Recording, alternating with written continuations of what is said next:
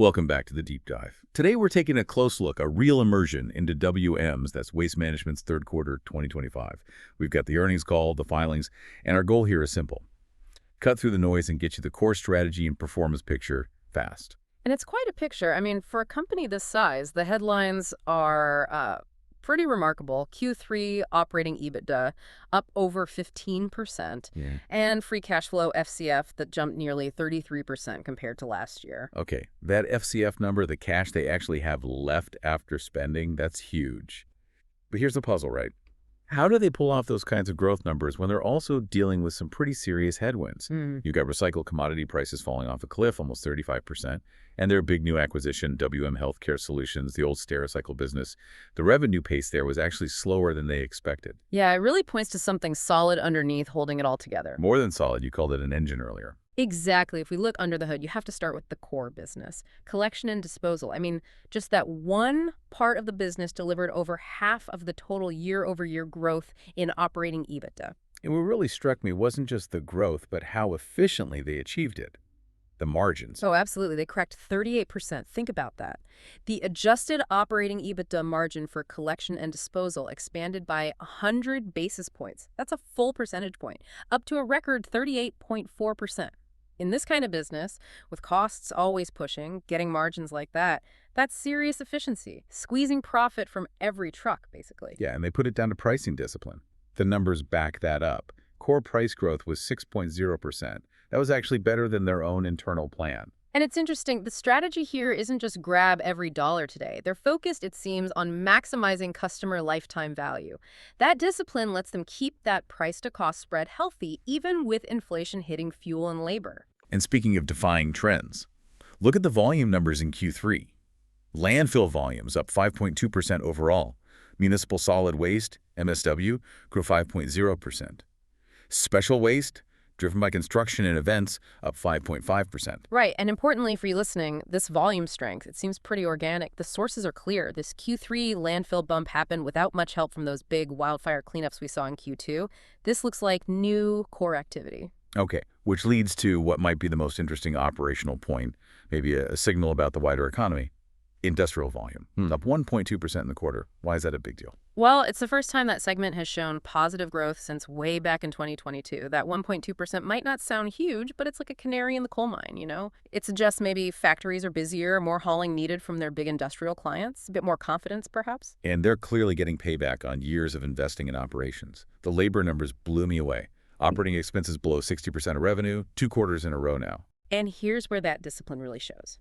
Driver and technician turnover improved by 300 basis points, hit an all-time company low, 16.8%. Wait, hold on. You just said they're pushing prices hard, 6% core price growth? Yeah. Usually that signals labor pressure, right?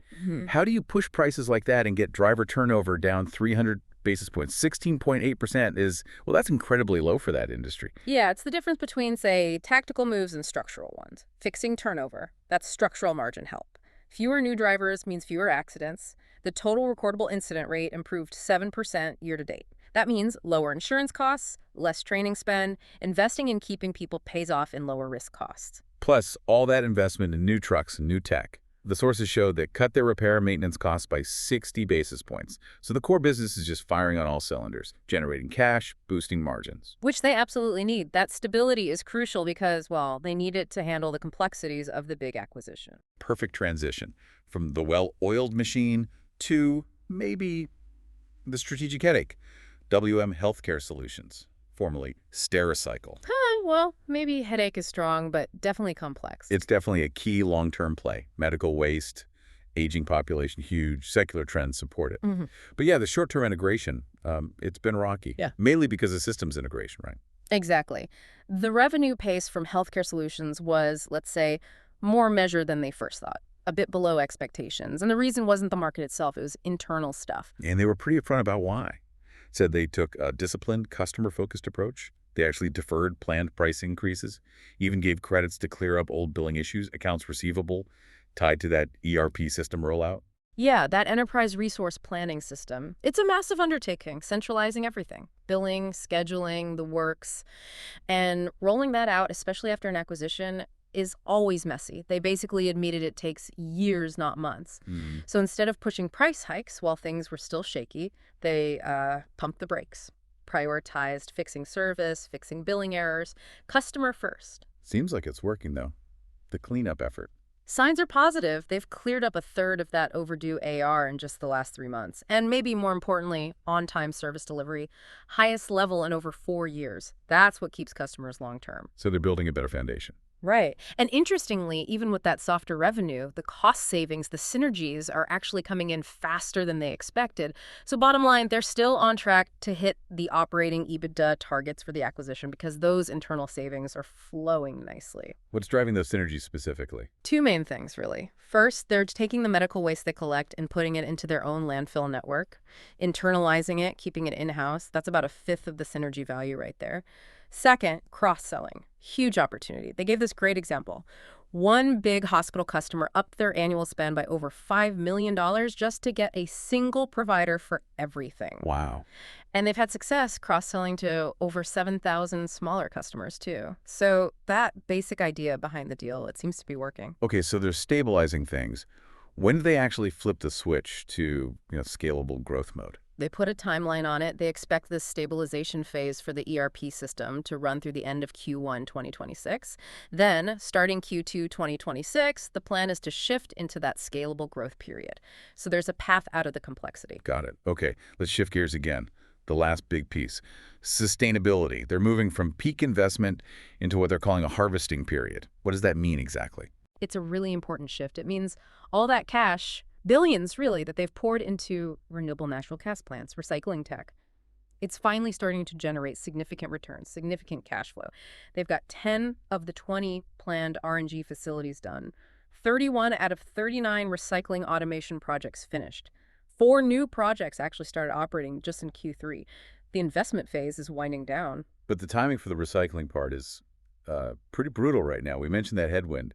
Commodity prices down nearly 35% year over year. Yeah. Blended price for single stream stuff was like $68 a ton, down from over $100. Yeah, massive volatility, just huge swings. And yet this is the kicker. Despite that price collapse, the recycling segment's operating EBITDA still grew by 18%. Yeah. Automation. Those investments they made, they're doubling the EBITDA margins at the plants they've upgraded. It means they're less dependent on that volatile commodity price because their actual operating costs are structurally lower. Okay, but we do have to talk about the big setback there, the natural impairment. Right. That's the really stark example of market forces just, well, undercutting a high-tech green investment. They took a $152 million impairment charge, basically writing down the value because it's not expected to make the money they thought it would. They had to temporarily shut down the natroplastic film recycling plant. And why write off $152 million? What happened? A perfect storm, really. Virgin plastic prices, extremely low. And the minimum content legislation, which would have forced companies to buy recycled plastic, that got delayed. So basically, the buyers just weren't there for the recycled product, even if it was high quality, because the brand new virgin stuff was so cheap. Market failure, essentially, not a tech failure. Which makes the progress in their other big sustainability bet, renewable energy, even more crucial. Absolutely. The RNG business turning landfill gas into fuel production doubled year to date, and they're playing the market smartly too. They held back selling some of the credits, the RINs, in Q3 because they expect prices might tick up in Q4, trying to maximize the return. And locking in future sales too. Yep. For 2026, they've already pre-sold 45% of their expected RNG output. That was up from 30% previously. So building certainty. Okay, so you have this strong core business, the acquisition getting stabilized, these sustainability projects starting to harvest. It all seems to be building towards a pretty bold prediction for next year. Yeah, the 2026 free cash flow forecast, that's the number that really signals their confidence. They expect FCF in 2026 to approach, get this, $3.8 billion. Wow. Management themselves called it an outsized growth year. So what makes that huge jump happen? What are the drivers? It's really everything coming together at once. Convergence. You get the full year EBITDA ramp up from those sustainability projects finally running. Capital spending comes down, the big truck replacement cycle eases off, back to a more normal 1,500 trucks or so. And you get the full benefit of the healthcare solutions lower integration costs, plus a full year of those synergies hitting the bottom line, all contributing cash. And remarkably, even with the recycling price drop and the slower healthcare revenue this year, they stuck to their 2025 operating EBITDA guidance. In fact, they actually raised the full-year margin expectation, now looking at 29.6% to 30.2%. That shows incredible confidence in just running the business well. Exactly. That core collection and disposal business, it's the cushion. It provides the margin stability to absorb these temporary hits, these complex integrations, while they wait for those big long-term bets to fully mature. And financially, they're on track for their target leverage ratio, 2.5 to 3.0 times debt to EBITDA by mid-2026, which is, pretty healthy. Okay, so let's try and sum up this deep dive. WM's Q3 2025 looks like a bit of a tightrope walk, actually. You had the incredible strength and efficiency of the old-school trash business basically providing the stability needed to navigate the very tricky, customer-focused integration of healthcare solutions, all while these huge investments in sustainability are just starting to shift into that cash-generating harvest phase. Yeah, they managed some major headwinds through really tight pricing and cost control. But, like we discussed, that temporary shutdown of the Natra Advanced Recycling plant because virgin plastic was just too cheap. And the supporting regulations got delayed. Right. It really throws up a critical question, I think, for the whole sustainability investment space. Which is, Well, how dependent will the profitability of these big advanced recycling projects remain on government rules, on mandates forcing demand, versus just pure organic market demand based on economics, especially when virgin materials get cheap?